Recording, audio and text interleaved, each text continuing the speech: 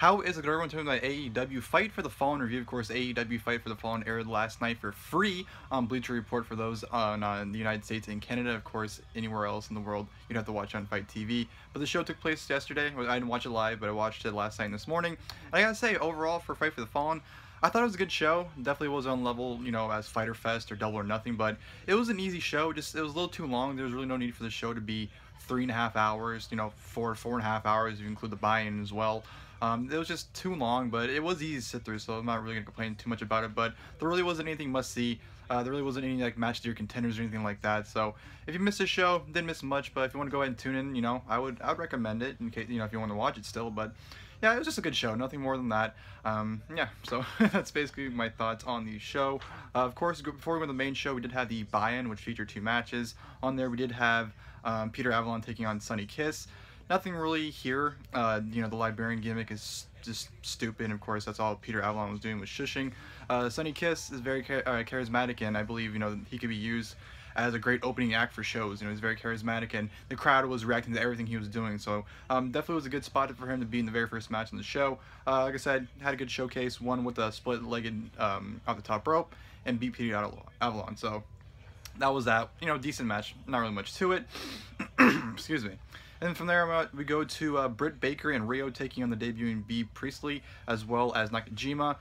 This was a good match. It was very rocky at first. It had a good start, and the middle kind of got rocky, kind of got sloppy, kind of bad, and then it picked up at the end and the finish. So it was good, but like I said, it was rocky. B. Priestley, like I said, making her debut, which was not a very good first impression, if you ask me. I mean, right away, once she got that tag, she kicked Britt Baker in the back of the head and gave her a concussion. So not a very good first impression, and I don't know, I've never seen her work. I've known of her for years, obviously due to Will Ospreay, but I've never seen her work. But I don't know, she didn't seem very good. She seemed very reckless as well. She seemed sloppy. She was very, very stiff to the point where every time she would hit Britt, the crowd would go, "Ooh," just because of how hard she hit her. So I don't know. To me, she didn't have a very good performance here. She's very sloppy, and obviously Britt Baker is very loopy to the point where she actually tagged in Nakajima for the hot tag instead of Riho, because she was so out of it. She didn't know where she was really at the time. So, B. Priestley, not a very good impression. Her and Britt Baker later on in the match had a pretty sloppy exchange, and of course, Nakajima and Riho had a really fun exchange at the end of the match, which led to the finish, of course, with the different cradles. Nakajima cradled Riho to get the win for her and beat Priestley. So, yeah, it was a good match. Like I said, it was rocky, but ended up being good for what it was. So that was a buy-in, not really much to it, but was what it was. And of course, with the main show, it opened up with a 6-man tag team match. Of course, the team of Joey Janela, Darby Allin, and Jimmy Havoc taking on Shawn Spears, MJF, and Sammy Guevara. This was a good, solid opener here. At first it's kind of slow, but then it picked up. Of course, they had some nice frequent tags to have, everyone kind of have different interactions. The best exchange we got, in my opinion, was Joey Janela and Sammy Guevara. Those two absolutely destroyed each other at one point. Even Joey Janela hit a DVD onto the apron with Sammy Guevara on his shoulder. So those two absolutely went to the limits. Darby Allin had a really good showcase as well. He was going out there and taking the bumps as usual. MJF and Shawn Spears, of course, they were kind of playing mind games with each other, mimicking each other. And Shawn Spears, tagged in the beginning, then tagged right back out, and didn't do anything until the end, because at the end he snuck in a tag and was able to hit the tiebreaker onto Darby Allin, followed by the what did he do? DVD. Yeah, his finish was a DVD too. So Shawn Spears pins Darby Allin. Fun match for what it was. Jimmy Havoc had a really nice spot as well, I forgot to add, where he did a great suplex where he was standing on top of, I forgot he was standing on top of, but hit a suplex while standing on top of somebody, so that was a cool spot. But yeah, it was a fine 6-man tag. It served its purpose. Not really much to it. From there, we go to Brandi Rhodes versus Allie, which this match makes absolutely no fucking sense to me, because the video package before was a redemption storyline for Brandi. It was all about, her overcoming demons, all the odds, blah, blah, blah, blah. They try to give sympathy to her. They wanted you to feel sorry for her and wanted her to succeed. The match comes, and she's a fucking heel. She's playing dirty tactics. She brings out Awesome Kong to be in her corner to help screw with Allie. She's working a heel the entire match. I'm thinking, how the fuck does that make sense? You're doing a redemption story, and you're going to have her be a heel? That made absolutely no sense, but the match itself wasn't even good at all. Brandi just is not a wrestler, I'm sorry, but every time I see her work, it's just bad, and she definitely was sloppy and bad here. Finish came with Brandi hitting a spear on Allie to pin her to get the win. You know, nothing of a match, very, very sloppy. And, you know, at the end, there was a beatdown on Allie by Kong, and of course, Aja Kong came out, and her and Awesome Kong had a stare down until Awesome Kong and Brandi left, and of course, Aja Kong helped Allie to the back. So, it looks like either at All Out, we'll probably get Aja and Allie versus Brandi and Awesome, or we're going to get Awesome Kong versus Aja Kong in a one-on-one match. So, that's actually something to look forward to. They actually had a really nice stare down that actually made me want to see a match. So, serves its purpose, but yeah, the whole story with Brandi made no sense, and the match just was not any good anyway, so it is what it is. And of course, from there we go to a three-way qualifying match, of course, for the AEW World Tag Team Championship first round bye. We saw this, well, not this exact match, but, well, the same match with different competitors, of course, at Fighter Fest. Of course, we're getting another match here with the teams being the Dark Order, Jungle Boy and Luchasaurus, as well as, what was the other team? Wow, my mind's going blank. Oh, and Angélico and Jack Evans. I'm sorry, my mind went completely blank who the third team was. This was a really fun match here. You know, it was, you know, each team was able to showcase themselves. Obviously, this match, I think, was meant to showcase the Dark Order, which they had a really strong showing. They pretty much took everyone out at one point in this match, which was absolutely insane. But Jungle Boy and Luchasaurus, those two definitely were the shining team in this match. Those two need to be the first ever AEW World Tag Team Champions, if you ask me. Those two looked absolutely awesome, especially Jungle Boy. He was very impressive. Then Luchasaurus was so dominant, just throwing guys around. He was just, you know, he had an awesome black mass kick on Angélico and nearly killed him, it looked like. Luchasaurus just had an awesome showing of those Jungle Boys, so I definitely want to see more of those two. Hopefully, like I said, maybe future tag team champions down the line. But this was a very fun match, like I said. Marco Stunt got involved at one point and ended up getting rejected. You know, ended up hitting her Karana on Jack Evans on the top rope, which was a nice spot. And a whole bunch of craziness. Like I said, you know, everyone got their stuff in for the most part. And Angélico and Jack Evans kind of seemed like an afterthought in this match. Like I said, Dark Order and Jungle Boy and Luchasaurus were the only ones that really looked good in this match.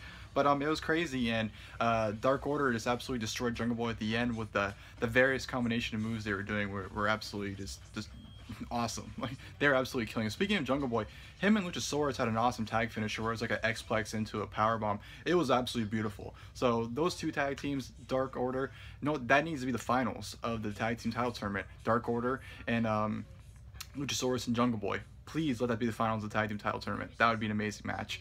But yeah, they absolutely destroyed Jungle Boy, like I said. Dark Order picked up the win, so it'll be them versus the Best Friends in the first round bye match, which makes sense. They've been feuding. You know, Dark Order's been targeting them since Double or Nothing, so it makes sense that these two teams are facing it all out. But yeah, very fun three-way match. I wouldn't say as good as the Fighter Fest three-way, but it's definitely still a very fun match nonetheless.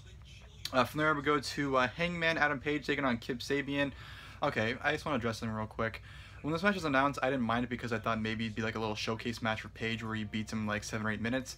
But no, they had this match go almost a full time limit, which makes no sense to me because Adam Page is going to be facing Chris Jericho, the crowned first ever AEW World Champion at All Out. And you're going to make him go almost 20 minutes with a, you know, kind of, not to sound rude, but a nobody essentially. No one really knows who Kip Sabian is.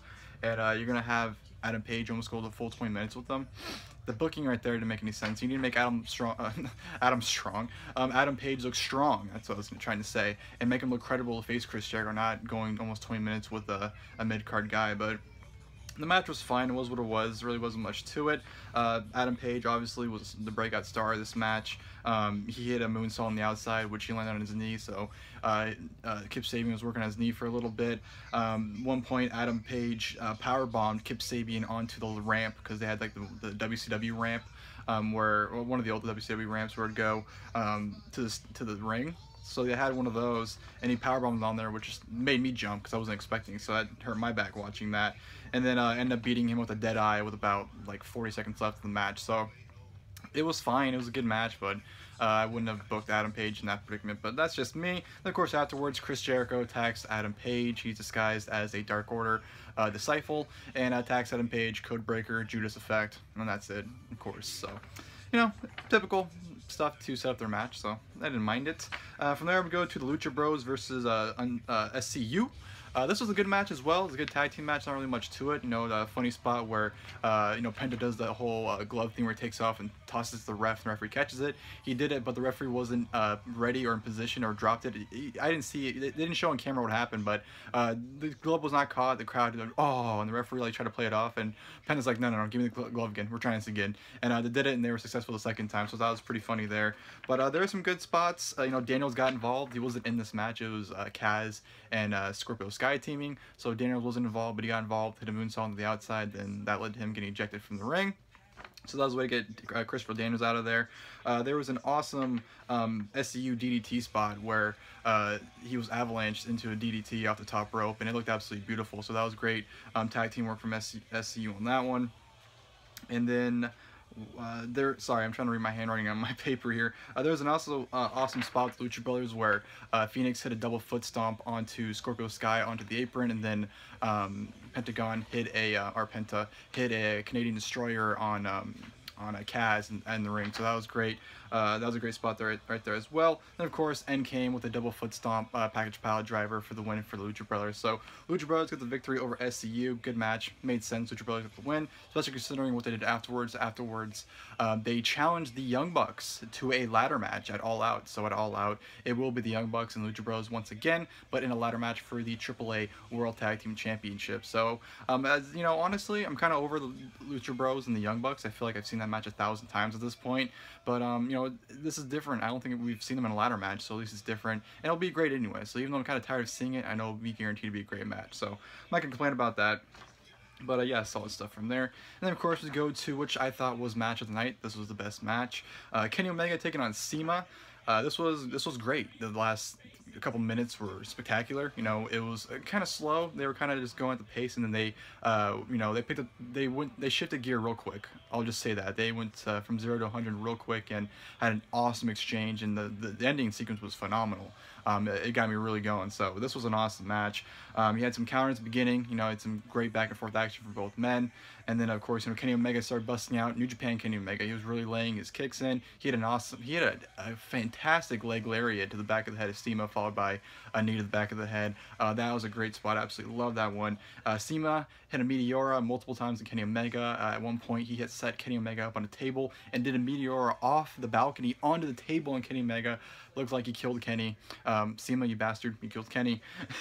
So that was an awesome spot. Absolutely love that. And then he just hit a parade of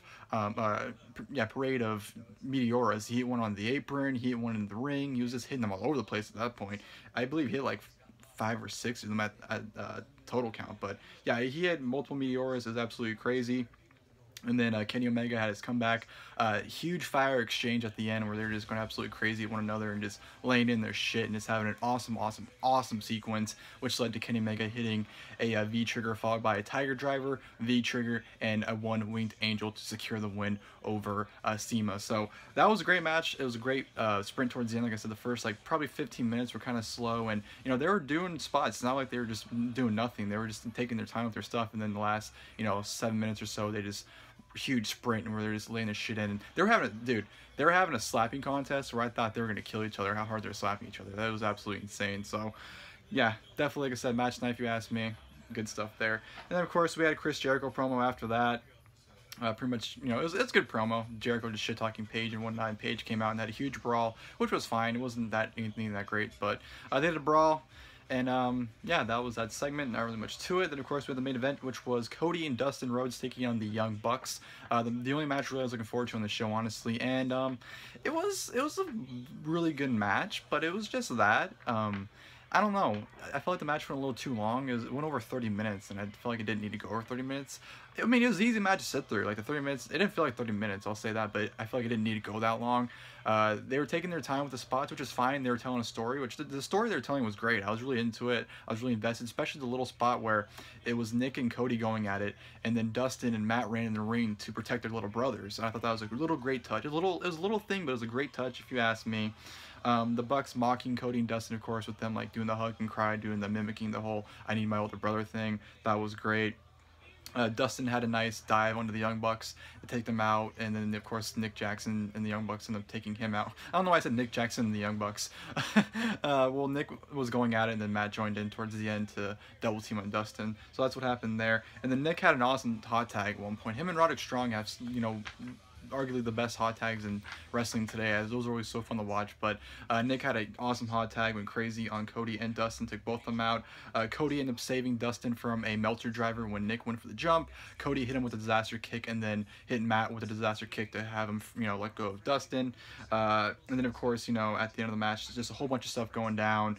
Cody ends up getting annihilated with double super kicks, which led to a Meltzer driver to secure the win for the Young Bucks over Cody and Dustin. Like I said, it was a very good match, but I don't know. There's a lot of miscues as well. It was very slow, a lot of miscues. Like, Cody and Dustin could not cue anything they were doing. Like, if they were both doing the backdrop fist, like Goldust does, they couldn't time that. Like, even the jumps, they're trying to time them. One always jumped or landed like a minute before the other one did. It just, their timing were just so bad. And I'm not saying I took away from the match, but at some point it just got annoying. You'd think that they would be able to time it at that point, but I don't know. Cody and Dustin's mistiming kind of just distracted the match a little bit, and the Young Bucks were working a different style. Obviously I wasn't expecting a typical Young Bucks match where it's just, fast-paced and crazy action. I know they were telling a story, and I was enjoying the story, but I just feel like they could have, used more of their time and, do more things and still tell that same story they're trying to tell. So, I don't know, it was just a different match. It was slow, but it was still a very good main event, just not what I expected. I expected a little bit more, but, nothing to complain about. I still enjoyed it. And, of course, afterwards, Cody did a huge unveiling, of course, for raising money for victims of gun violence. They had a whole, I believe it was $150,000 check to give to them to spread equally to everybody. But the thing that got at me about this promo is Cody randomly just, starts throwing shade at WWE. I'm like, dude, you're unveiling a check to give the gun violent victims, and then you're throwing shade at WWE while you're promoting that. I don't know, I don't mind the bashing going back and forth. Obviously it's a competition, they're gonna throw blows, but I just feel like that was not needed in that moment while doing that check. And it was pretty funny too, because Kenny Omega of course did the closure, but of course due to the fact that his outro includes gun, bang and whatnot, he changed it out, so it was good night smooch, and goodbye bing, like a bounce. So I thought that was pretty funny and a cute way to kind of change that, but still do this outro for Florida, considering why the event was made, well, the whole purpose of it. But yeah, I thought that was a sweet way to end the show. And like I said, overall I thought Fight for the Fallen was a good show. It wasn't great, but it was fun. If you want to sit back and watch it, I'd recommend checking it out if you want to. But if you didn't miss it, you really didn't miss anything important. There wasn't anything must see about the show at all. So don't feel like you missed anything if you didn't check it out. But if you have time, you just want to see it because you want to watch it, I'd recommend it. It's still a good show, easy sit through, no complaints from me. But yeah, I hope you guys did the video. If you guys did, please feel free to leave below. If you guys checked the show out as well, go ahead and feel free to leave guys thoughts on the show in the comment section below. Of course, until next time, I'll see you guys, and thank you guys for watching the video.